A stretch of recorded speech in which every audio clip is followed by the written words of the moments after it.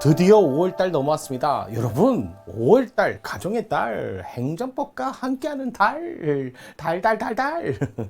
자, 매일매일 행정법이죠. 습관처럼 매일처럼 하다 보면 여러분의 실력, 그래요. 어느 순간 부쩍 늘어나 있을 거예요. 우리 그날까지는 저랑 같이 하시는 거 아시죠?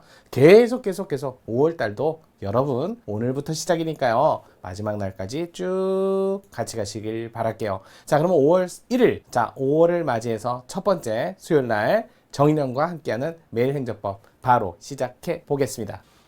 자, 행정행위에 관한 직권취소 철회에 관한 설명으로 옳지 않은 거. 자, 일단은 행정행위. 이 행정행위의 하자에 관한 얘기고, 하자. 자, 하자가 있을 때 이걸 원칙적으로 법치주의를 강조한다면, 관철한다면 이거 행정위가 하자가 있으면 안 되죠. 따라서 원칙적으로 얘기하면 제거해야 돼요. 자, 하지만 제거를 해도 하자로 인해서 주된 내용과 주체에 관한 하자가 없어요. 절차나 형식상의 하자가 있으면 그러면 어차피 절차나 형식상의 하자가 있어서 취소, 제거가 된다 해도 다시 행정을 해도 주체나 내용상 하자가 없었기 때문에 동일한 내용이 나오잖아요. 아, 그러면 지웠다 말았다. 이거 무용한 절차 반복이 되고 또 아니 이게 다시 나와도 똑같기 때문에 또 상대방 누구 국민에게 별도의 불이익도 없어요. 제3자 불이익이 없다. 불이익도 발생하지 않는다. 이 말은 곧 법치주의에 반하지 않는 경우라면 이렇게 되는 거예요. 이런 경우라면 굳이 지울 필요가 있을까요? 무용한 절차 반복이 되고 법치주의에 반하지 않는 경우라면 그러면 이걸 반복하는 건 오히려 바람직하지 않고요. 법치주의에 반하지 않으면 굳이 지울 필요가 없죠. 그래서 유지하는 걸 예외적으로 인정한다 이렇게 되는 거죠. 그래서 원칙적으로는 제거고 예외적으로 유지예요. 여러분 아마 유지는 대부분 다 치유, 전환 여기서 많이 배울 거고요. 그 다음에 원칙적으로 제거하는 건 취소, 비슷한 개념으로 자 비교 개념으로 철회, 무효도 있고요. 무효, 그 다음에 실효도 있어요. 자 이렇게 제거하는 방법죠. 그 중에 오늘 문제는 취소하고 철회에 관한 구별 문제였어요. 자 기본적으로 행정기본법에 18조 직권 취소에 관한 조문이 있고요. 19조 여기서는 이제 직권 철회에 관한 이렇게 조문이 마련되어 있죠. 그래서 여러분들 이렇게 하고 정리를 좀 하셔야 돼요. 직권 취소, 직권 철회 이렇게 규정상. 그래서 직권 취소의 경우는 아무래도 법적 근거 없이도 가능한데 드디어 이제 법적 근거까지 이제 일반법까지 마련되어 있고요. 그러니까 여기에는 이렇게 되어 있어요. 법률에 반하지 않는 범위 내에서. 그럼 직권 취소할 수 있다라고 되어 있으니까 직권 취소 자체가 또 위반하면 안 되죠. 그러면 직권 취소 가능한 거예요. 법적 근거 없이도 가능하다. 꼭 기억하세요. 자, 취소하고 철회를 구분할 때 이렇게 얘기하죠. 취소는 원시적 하자를 전제로 하지만 직권 철회는 원시적 하자가 아니라 후발적 하자죠. 사정변경 같은. 그래서 하자 위치가 좀 달라요. 이런 것들을 좀 구별하시면서 문제를 좀 접근하셔야 될 것 같아요.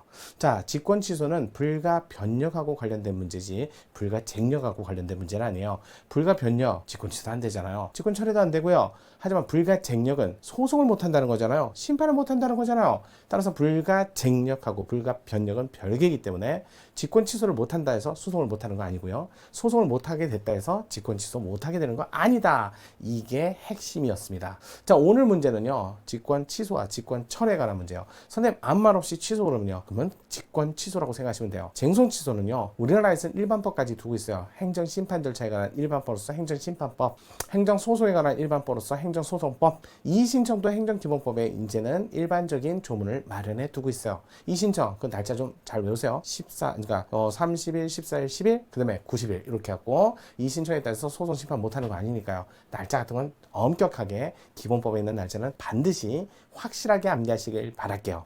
그러고 나서 이렇게 전제로 여러분이 이제 문제를 접근하신다면 조금 좋지 않을까요? 직권 취소 철회는 행정위 하자편, 치유, 전환, 하자, 승계, 그 다음에 직권 취소 철회, 그 다음에 처분의 변경까지 이렇게 하고 모두 다 살펴보시면 좋을 것 같은데요. 그 하자편에 있다는 거 취소, 무효, 뒤편에 있어요. 자, 볼게요. 자, 행정위 직권 취소 철회에 대한 설명으로 옳지 않은 것은 1번 처분에 대해 행정심판이나 소송이 제기되어 쟁송이 진행되고 있는 도중에도 행정청은 스스로 대상 처분을 취소할 수 없다? A. 자, 불가 쟁력하는 개념하고 불가 변력은 서로 별개이기 때문에 쟁송 중이라도 직권 취소 가능해요. 심지어는요 소송이 끝나서 기각이라고 해서 처분이 남아있어요. 그래도 불가 변력이 없는 한 직권 취소 가능합니다. 이런 거 시험 문제 많이 나오잖아요. 그래서 정답은 바로 옳지 않은 거 1번이었어요. 2번 행정청은 사정 변경으로 적법한 처분을 더 이상 존속시킬 필요가 없게 된 경우 처분의 전부 또는 일부를 장래를 향해서 철회, 자 사정 변경 대표적으로 사후 한마디로 후발적 하자의 개념이에요. 아주 대표 선수예요. 철회 기본적으로 판례 5개 사정 변경, 부담의 불이행, 의무 불이행, 그 다음에 철회권 유보, 그 다음에 사정 변경은 법률적, 사실적, 법의 개정 뭐 이런 것들 있잖아요. 그럴 때 일반적으로 사정 변경처럼 철회 가능합니다.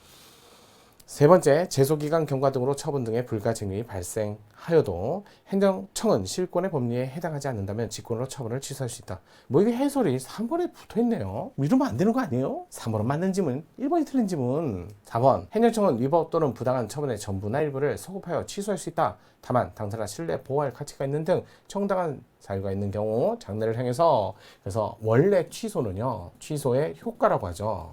소급효가 있습니다.